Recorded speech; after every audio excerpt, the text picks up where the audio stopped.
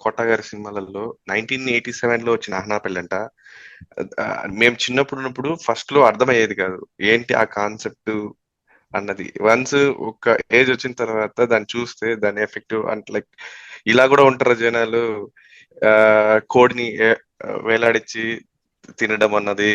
ఆ, ఈ కొన్ని కొన్ని అసలు అల్టిమేట్ సీన్స్ ఉంటాయి అందులోని. తర్వాత లిటిల్ సోల్జర్స్ 1996 లో వచ్చింది. పిల్లలకి లైక్ యూనో సపోర్టివ్ గా వాళ్ళ అమ్మ నాన్న ఇది అవుతే సపోర్టివ్ గా ఉండి పిల్లల్ని తీసుకోవడం కానీ మిలిటరీ మ్యాన్ గా ఇచ్చాడు. అది చాలా బాగుంటుంది. నెక్స్ట్ 2002 లో వచ్చిన ఈడియట్.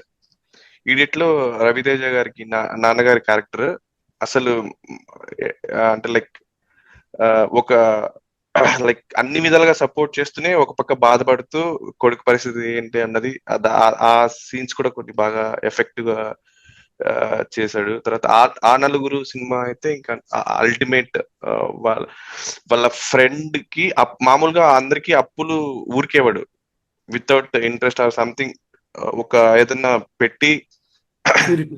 తీసుకునేలాగా షూరిటీ లాగా తీసుకొని ఇచ్- ఇచ్చే క్యారెక్టర్. బట్ రాజేంద్ర ప్రసాద్ మాత్రం అడుగుతాడు బట్ దానికి ఒక అంటే క్లారిటీగా ఇస్తాడు అనమాట. ఇలా ఆ, వాళ్ళ పిల్లలకి వాళ్ళ నాన్న గురించి చెప్పి ఆ చెప్పే సీన్ లో చాలా బాగా ఎఫెక్టివ్ గా చేశాడు.